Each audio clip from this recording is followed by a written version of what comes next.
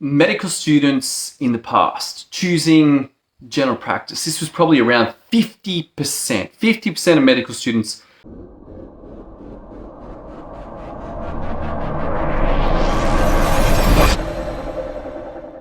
going back 30, 40, 50 years would have said, you know what, I want to be a GP.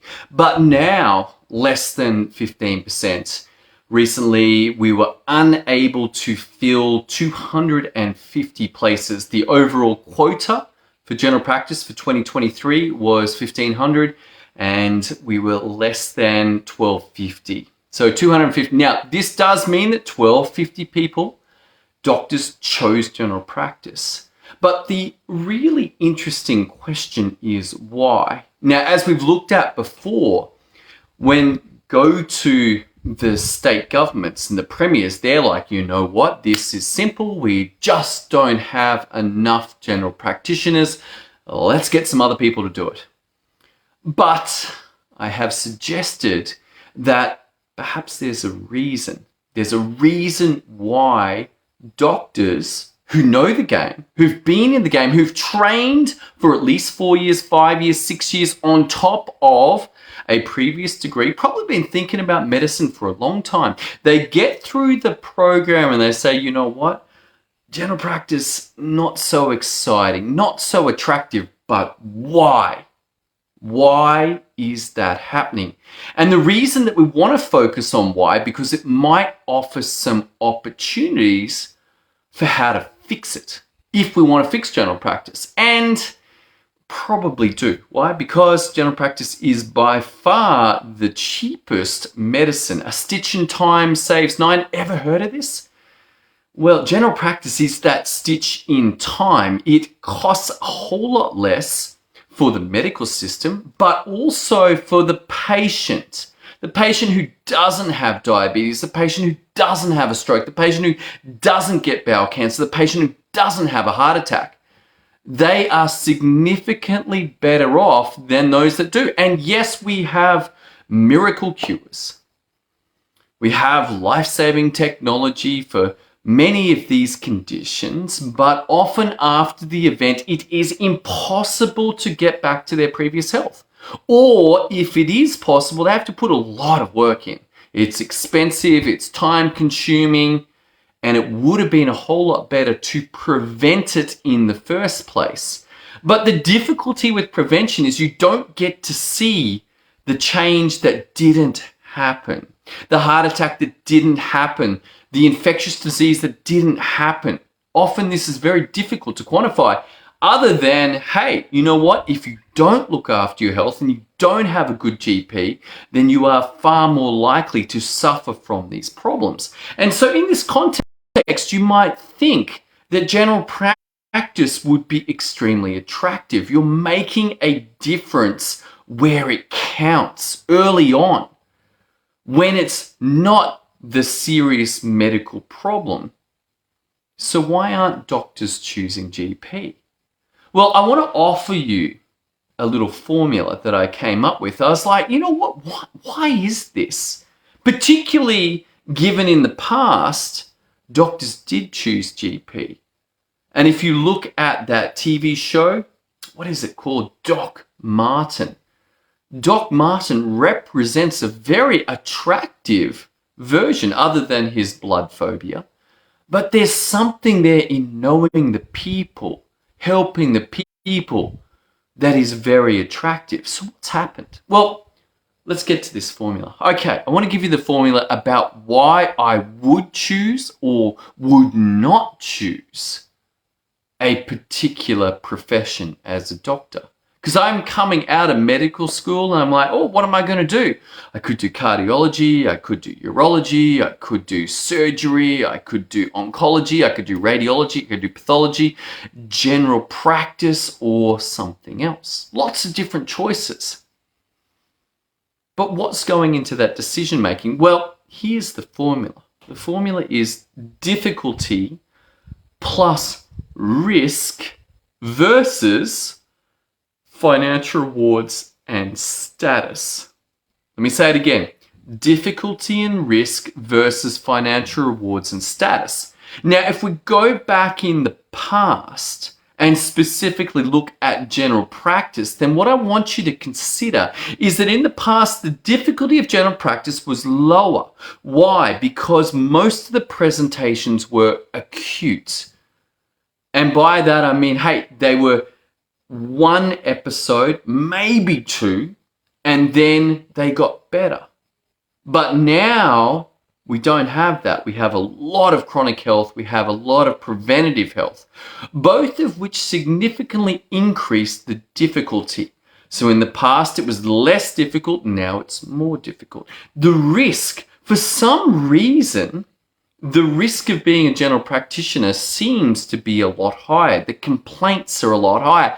And that probably comes back to our first problem, difficulty. You see, when difficulty goes up, risk also is likely to go up, particularly if no new methodologies or new skill sets are introduced. It gets harder. There's probably going to be more mistakes, more complaints, more people getting in trouble, trying to keep up with the rules and the regulations and the changes and do this and do that. And then they get sued or then they get reported. And so the risk has gone way up. Back in the 70s and the 80s, I don't know how many doctors got reported. Now, this may not have been a good thing. There probably was a bunch of bad stuff going on and yet no one said boo. But now, having been through COVID, people are on edge. They're unhappy. They're stressed. They're more likely to complain, more likely to sue. So the risk of general practice, particularly given the difficulty and particularly given the uncertain nature of many of the things that we are dealing with. You see, if you're presenting to a cardiologist or you're presenting to a gastroenterologist, you're probably there because the GP said, hey, there's a problem here that's likely to be in the guts, or it's likely to be in the heart, or it's likely to be in the nervous system, and that specialist gets to just deal with that particular condition. But the GP was like, whoa, I'm pretty sure it's in the guts. I'm pretty sure it's the heart, but I'm going to get an expert opinion. So the job of the specialist is actually easier. They're only dealing with that one thing, and if it's not that thing, they get to send it back to guess who? The GP.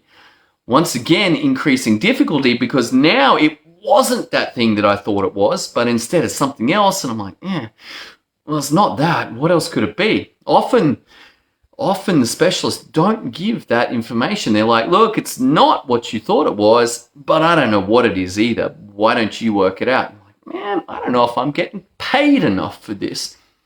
And so we move across to the other side of the equation.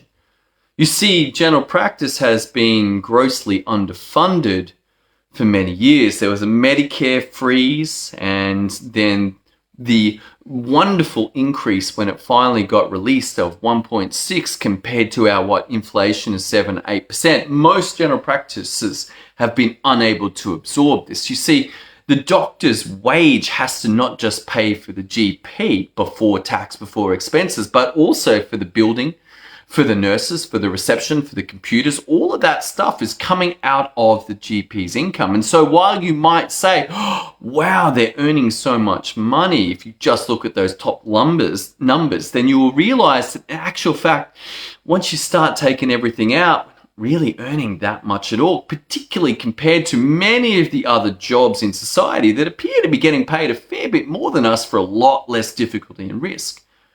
And so it really hasn't kept up. That money, while it might be the same as we earned back in 2010, 12 years ago, $180,000 went a fair bit further than it does in 2023. And so the numbers, yes, they are large compared to what many people earn, but also they are not that large compared to the difficulty and risk and the responsibility. So the money's gone down, and then the status, well, I don't know whether you've ever heard this, they're just a GP. Just a GP. What do they know? What do they know? They're not a specialist. They're not a professor. They're not at the top of the food chain, knowing a huge amount about a very small amount of information. No, they have to know a whole lot. But the value of knowing a whole lot has been greatly reduced in the information age. You can type it into Google. If you have a particular disease, you can greatly outstudy your general practitioner. Why? They just don't have enough time. At last count, I went through, there's at least 125 significant diseases that general practitioners need to know about. And on top of that, there's about 250 of diseases of moderate severity that they should know about, and then another 200 plus of rare diseases that they need to know a little bit about. So we're looking at 600 plus diseases, and you've got one as a patient. You're going to be able to beat me. You're going to be able to spend a week, 2 weeks, 4 weeks, 6 weeks researching, studying. But what I have as a GP that you as a layperson do not is tens of thousands of consultations of working about what's going on. I can tell what's going on. You see, Google is not taking your specific circumstances. It's just taking the likelihood. But still, in the information age, back then, now information is less valuable. Going back to the 70s, 80s, my study meant more. Why? Because you didn't have access. People didn't have access to the information they have now. So the status of general practice has gone down. So if we look at the entirety of the game, we can see that compared to the past, the difficulty is way up, the risk is up, the money's the same or less, and the status is significantly down. And so we come to a question about, well, why would I do this job? Why would I do this job? But remember I said that this equation offered hope. Well, now we've got some variables other than bulk billing ending to work with. General practice could become more attractive if the difficulty came down. Most likely this is going to represent AI. The risk came down and we're like, you know what, maybe we should stop hammering every GP into the ground and look at the system and say, hey, they are operating in a much bigger system than just themselves. That a model of the GP doing everything is from the past. We are operating with our nurses, with our receptionists, with the interactions to the specialists, to the hospital system. This is a system.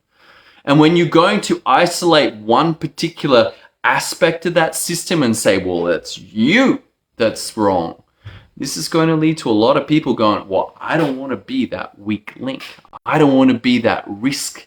And that risk falls commonly and is blamed on general practice right now.